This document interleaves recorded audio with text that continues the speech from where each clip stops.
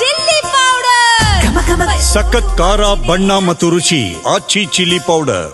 ದೆಹಲಿ ಸ್ಫೋಟ ಕೇಸ್ನಲ್ಲಿ ಎನ್ಐಎಗೆ ಮೊದಲ ಅರೆಸ್ಟ್. ಸ್ಫೋಟಕ್ಕೆ ಕಾರು ನೀಡಿದ್ದ ಕಾಶ್ಮೀರದ ವ್ಯಕ್ತಿಯನ್ನ ಸೆರೆ ಹಿಡಿಯಲಾಗಿದೆ. ಸ್ಫೋಟ ನಡೆಸಿದ ಉಮರ್ ನಬಿಗೆ ಈತ ಆಪ್ತ ಅನ್ನೋದು ಗೊತ್ತಾಗ್ತಾ ಇದೆ.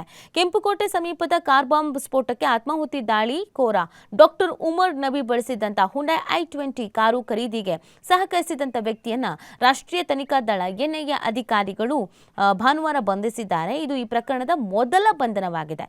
ಬಂಧಿತನ ಹೆಸರು ಅಮೀರ್ ರಶೀದ್ ಅಲಿ. ಈತ ಜಮ್ಮು ಕಾಶ್ಮೀರದ ಪಾಂಪೋರ್ ಬಳಿಯ ಸಂಭೂರ ಗ್ರಾಮದ ನಿವಾಸಿ. ದಾಳಿಗೆ ಬಳಸಲಾದ ಕಾರು ಬಂಧಿತ ಅಲಿ ಹೆಸರಿನಲ್ಲಿ ನೋಂದಣಿಯಾಗಿತ್ತು.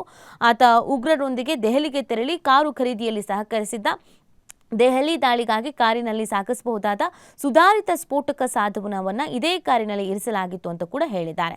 ದಾಳಿಯಾದ ದಿನವೇ ಈತ ಹೊಸ ಕಾರು ಖರೀದಿಗಾರರಿಗೆ ಶೋರೂಮ್ಗಳು ನೀಡುವ ಬೃಹತ್ ಸಾಂಕೇತಿಕ ಕೀ ಹಿಡಿದು ಅದರ ಮುಂದೆ ನಿಂತು ಫೋಟೋ ಕೂಡ ತೆಗೆಸಿಕೊಂಡಿದ್ದು ವೈರಲ್ ಆಗಿಬಿಟ್ಟಿತ್ತು. ಇನ್ನೊಂದು ಕಾರನ್ನು ವಶಕ್ಕೆ ಪಡ್ಕೊಂಡಿದ್ದಾರೆ.